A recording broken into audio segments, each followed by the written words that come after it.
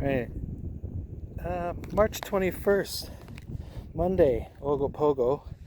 I don't know what happened here, but one thing that you always want to be wary of and control is the danger around your hole here. You want to minimize the dangers around it and always be cautious.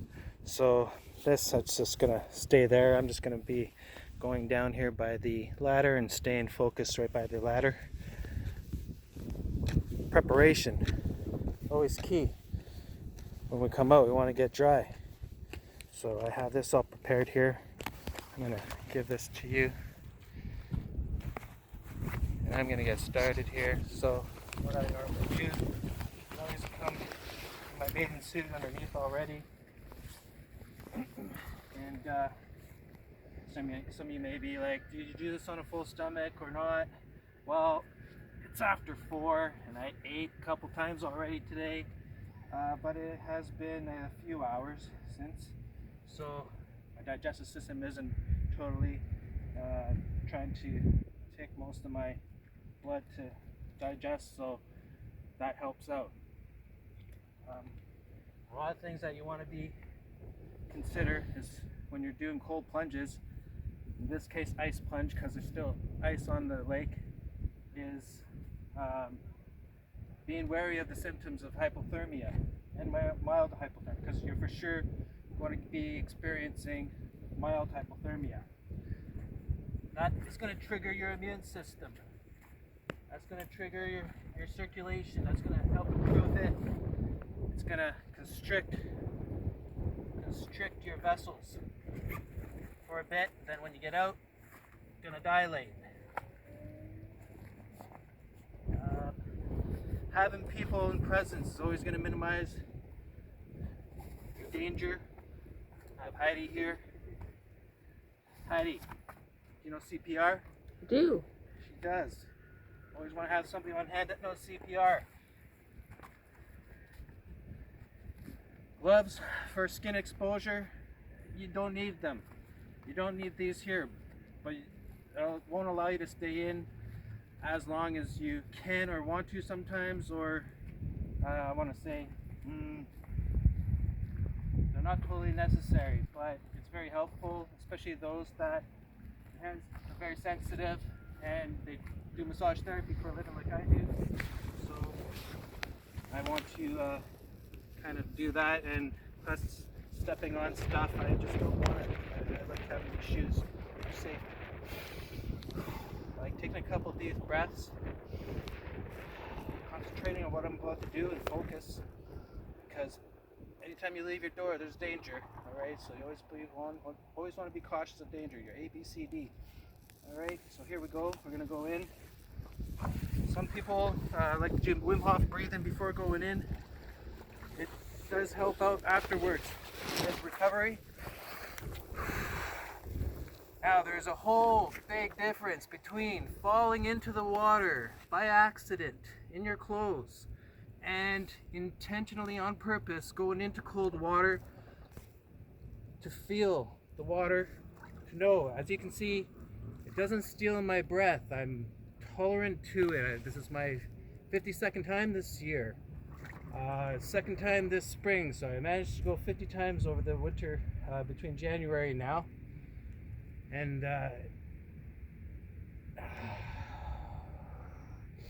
here, I'm still going to take a nice little deep breath there, try and collect my thoughts. One of the signs of mild hypothermia or extreme hypothermia, of course, is going to be a little bit foggy brain. When it is severe, you're going to memory loss.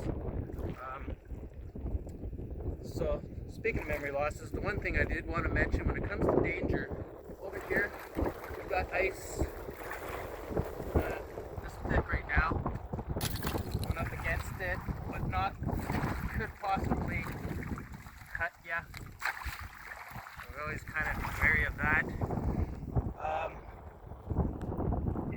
If you're close to the edge, your feet go under. If you're near a current or anything and that takes you under, could be game over. Alright, unless somebody gets in there right away, tries to get you, you could jeopardize also, don't do it. Just don't, like, if you're near it, your feet feel them go a little bit, kick out of there, that's danger. Some of the other dangers is staying overexposure. So I'm tolerant to going like at least 10 minutes in these temperatures right now. And if it's your first time, 30 seconds is good enough, all right? You don't have to try and be a hero right away. But if it wasn't after, if you were in there for a couple minutes, your body probably is good. Like, you'll get the mild hypothermia, but you'll recover. Now, if you're in there for more than 10 minutes or 15 minutes, there's danger there, okay? I hope there's somebody around. I hope you're not stuck. If I get cold, I can get out of here anytime. So we're in a controlled environment. If I were to hear anything crack, anything like that there, I'm right at the ladder. I'm gonna get out. The only other danger I could think of is if there was somebody that knew I was coming here, got into scuba gear, waited underneath here, and then as I went in, eventually pulled me down and under and assassinated me. It is a danger. A less likely one. But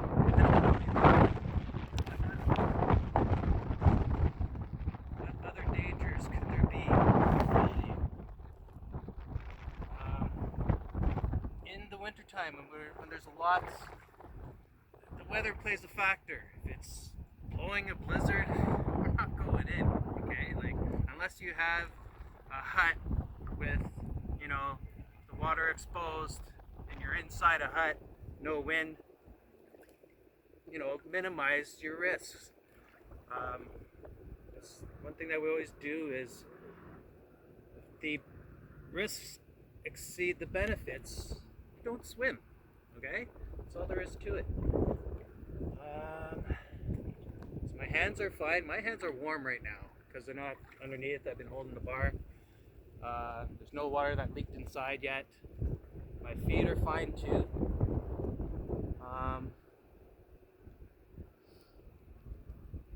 Yeah, so another danger, trying to break records. Or do your personal best or whatever. It's like, do train before and increment, go in increments of 30 seconds or 1 minute. When it comes down to it, 2 minutes is fine. Yeah, it's been over 2 minutes for me, but I'm still not done my talk right now, and I'm not cold. So if there was ever any slurred speech, that's another sign of hypothermia. It's like, all right, you're ready to come out. If once I come out, I'm gonna have you keep on taping me all the way till I go get dressed, and we'll see if there's any imbalancing. So sometimes you can lose a little bit of your balance, just a little bit of a stumble.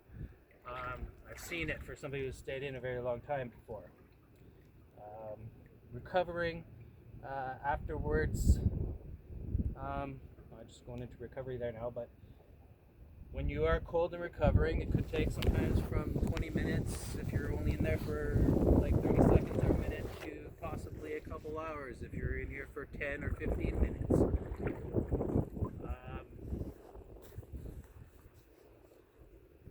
Only last thing I kind of wanted to mention, and there's probably been a couple things that I forget now. One of the signs, of course, of hypothermia is a little bit of memory loss.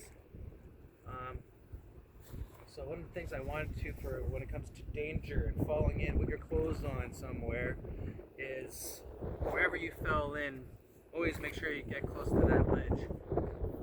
If you're in open water, alright, and you have clothes on that are going to weigh you down, you got to do your possible best to get those clothes off, get those pants off, use those pants as a flotation device.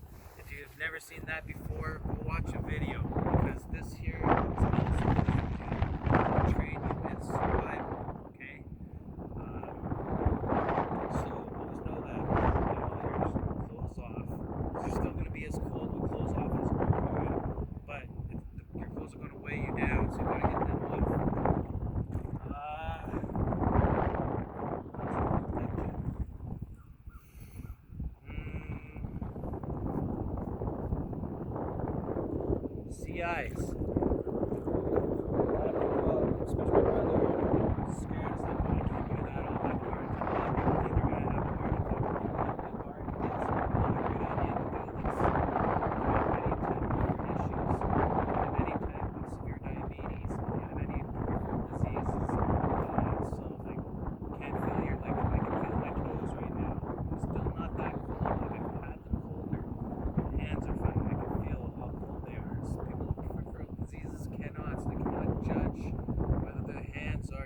frostbite or not, which is another danger, frostbite.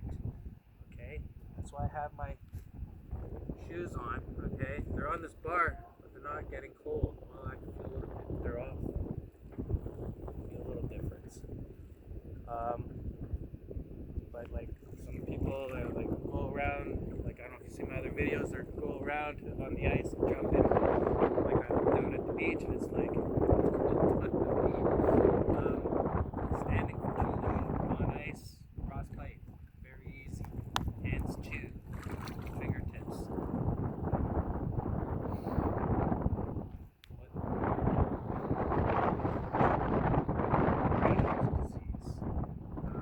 That's just important, like more circulation into hands and extremities, feet and hands. Not recommended.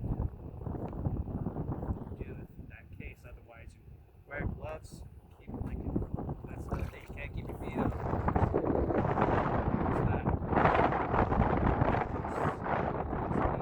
Anything not extreme, but maybe slightly cold. Actually, just it's a CI. After you know it's really you don't like cold. That's about it. I'm gonna dunk now, and I'm gonna get out and then start my recovery. But you'll keep filming me. What am I at there?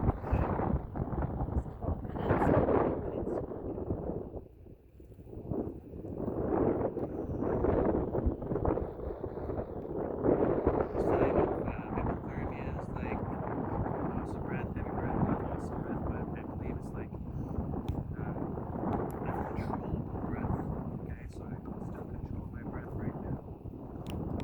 I'm getting to a point where I'm starting to feel it like I've been here before, and I know what this feels like. I know what it's going to feel like afterwards recovering.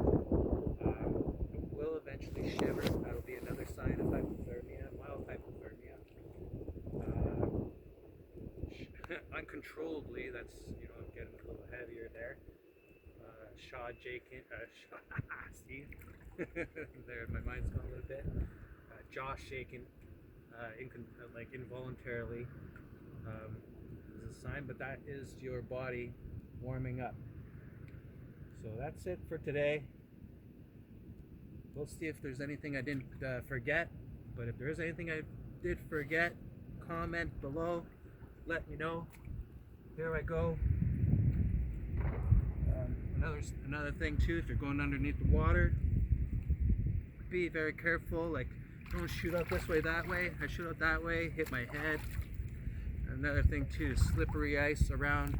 Always be cautious of that, because you can slip, fall, hurt yourself. Not even have to worry about hypothermia. You got other problems there. So here we go, under and out, and let's do this.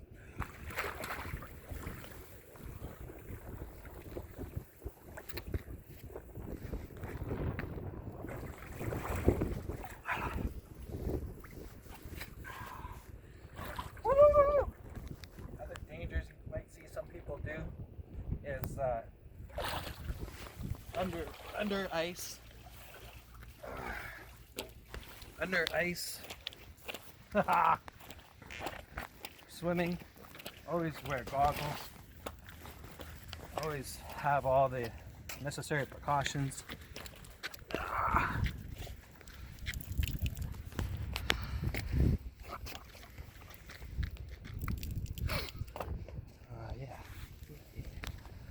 So I have a system. Let's try it off a little bit.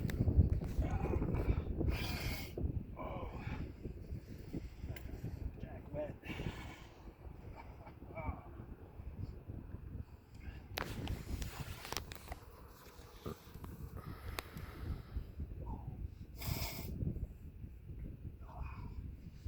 Oh, I forgot. Ogopogo. Ogopogo. Ogopogo, Heidi. Ogopogo, John. I forgot the Ogopogo before I went in.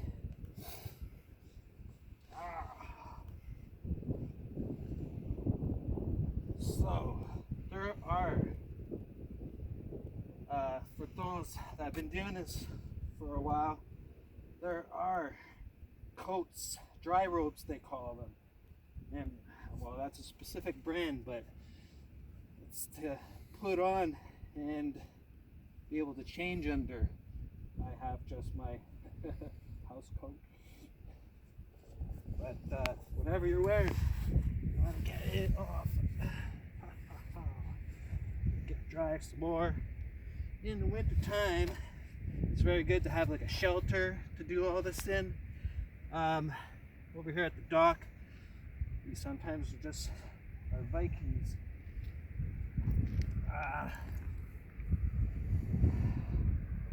I'm gonna throw on these guys first. Now I have gray shorts. I did it again.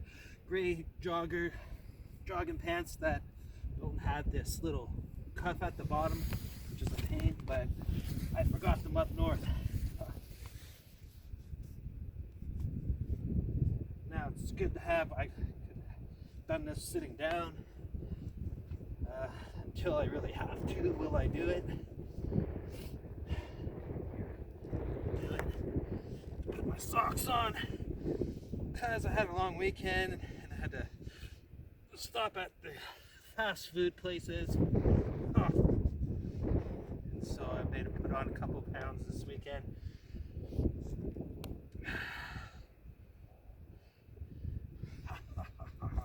So to get warm, I've got some hot tea in the car waiting for me. It has some honey in there, so some sugar. That'll help out. And it's spring here. There's not that much snow, but I brought my boots. You can never get too warm afterwards. Plus I knew I was going to stay in for a little bit.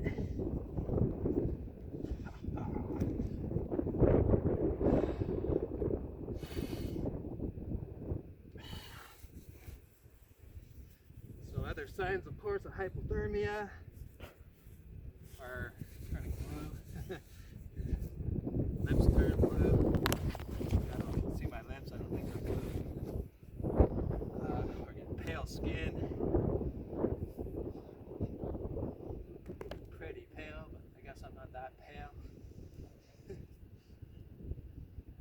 I've got a trusty little hat here. Throw that on.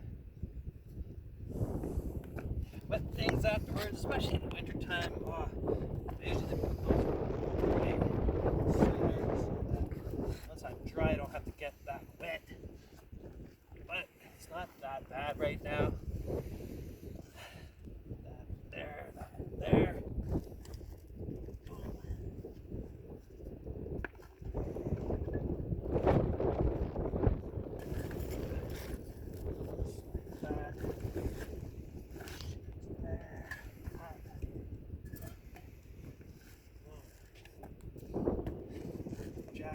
So,